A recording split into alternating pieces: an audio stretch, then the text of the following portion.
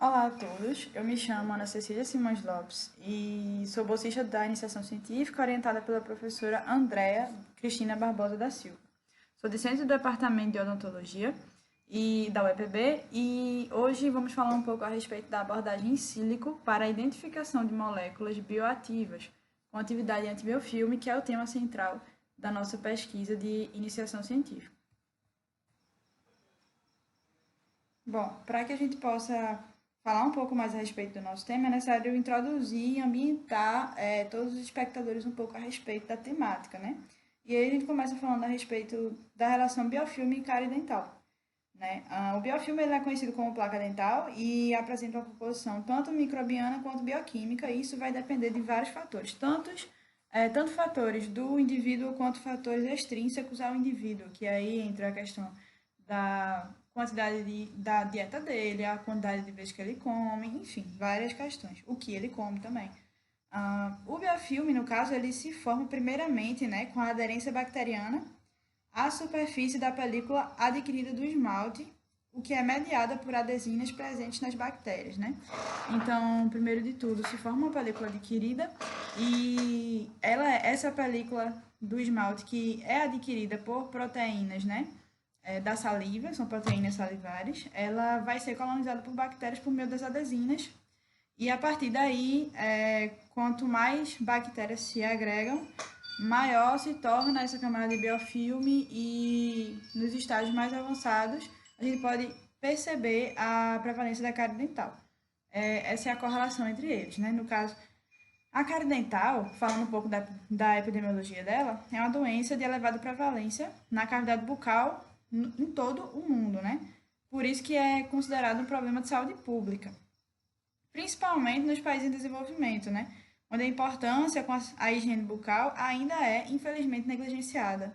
E os serviços odontológicos são direcionados para uma pequena parcela da população, infelizmente, né? Atualmente, falando um pouco da etiopatogenia da cárie dental, é estabelecido que um dos fatores etiológicos mais importantes dessa doença são bactérias, como eu já falei, formadas do biofilme patogênico que se adere sobre a superfície dental. E a partir daí serão produzidos ácidos que vão levar à desmineralização do dente.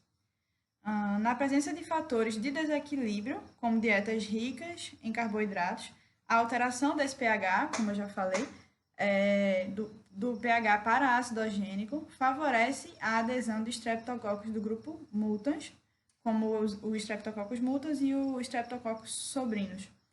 Esses micro-organismos são capazes de metabolizar a sacarose em ácido lático, e aí vão criar um ambiente ácido que vai levar à desmineralização do esmalte e, consequentemente, ao aparecimento das lesões de cárie. É assim que se forma, mais ou menos, né, a cárie dental. E aí, dentre os agentes antimicrobianos mais conhecidos e eficazes no tratamento da cárie dental, para além da higiene necessária a higiene necessária e satisfatória, né, do indivíduo, é necessário também que se use clorexidina. É uma das substâncias mais utilizadas entre os dentistas atualmente. Porém, o uso não é prolongado e é recomendado. E ele também provoca uma alteração na cor dos dentes também, né? E a longo prazo, infelizmente, causa alteração do paladar, descamação da mucosa e também favorece o aumento dos depósitos de cálculos supragengivais. Então, assim, existe a necessidade, né, de se buscar novas formas que sejam eficazes no controle dessa microbiota, né, para que a cárie dental ela seja cada vez menos prevalente. E aí, por esta razão, o interesse em agentes terapêuticos vem crescendo muito, né? E ainda mais agentes terapêuticos naturais. E aí, existem pesquisas de vários tipos, como é a nossa pesquisa também. Produtos oriundos de plantas utilizados na prática odontológica têm mostrado resultados efetivos sobre o controle da formação de biofilme dental, podendo interferir na síntese de polissacarídeos e enzimas, ou ainda sobre a estrutura dentária. Dentre essas ferramentas, né, utilizadas para a prospecção dessas novas drogas, a bioinformática, nesse sentido, ela vem se destacando por fornecer, por meio de métodos computacionais modernos, o suporte necessário para a identificação de substâncias capazes de inibir, né, a formação ou desestabilizar a estrutura do biofilme, por diferentes mecanismos de ação. Isso é importante falar.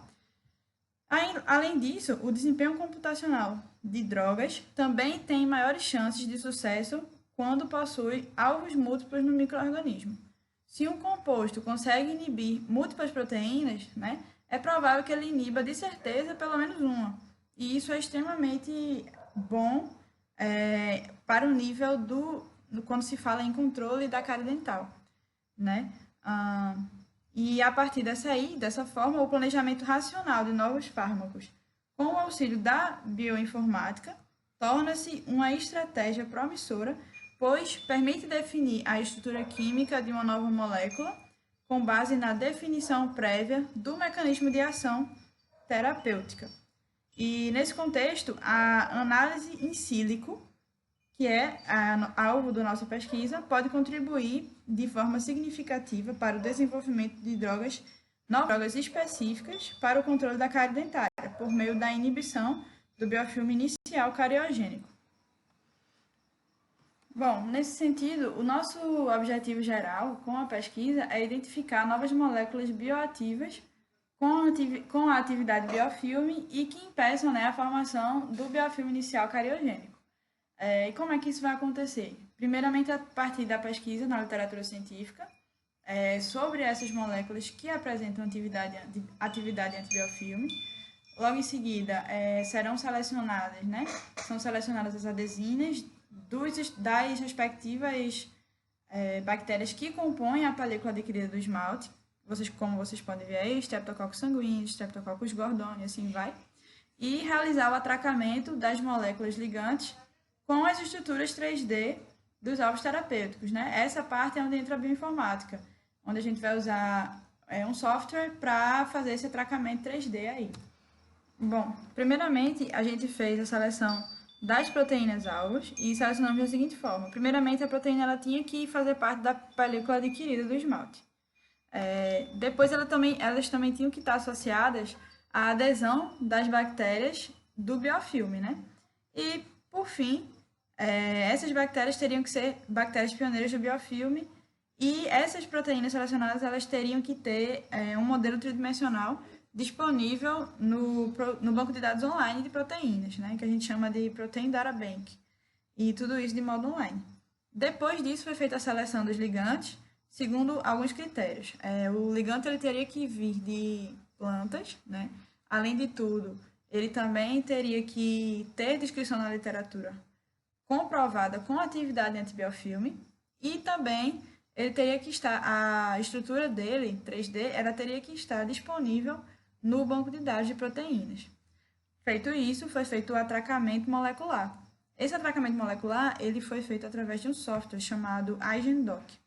O IGENDoc ele realiza a triagem de encaixes de cada ligante nos sítios ativos dos alvos de todos os códigos do PDB, todos os códigos PDBs das proteínas, seguindo com o fornecimento de um score de energia de ligação, né? O objetivo desse software, no caso, é identificar os ligantes de menor energia de ligação para cada proteína-alvo.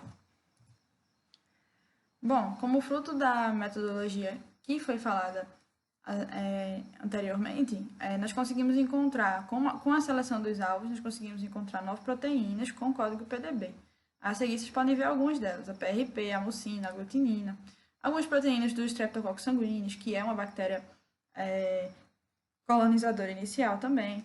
E em seguida fizemos a seleção dos ligantes, né? Conseguimos encontrar 24 ligantes derivados das plantas e que foram encontrados, né?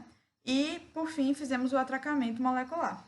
Nesse atracamento molecular, é importante a gente enfatizar o seguinte, que alguns compostos eles apresentaram baixos scores de ligação, né?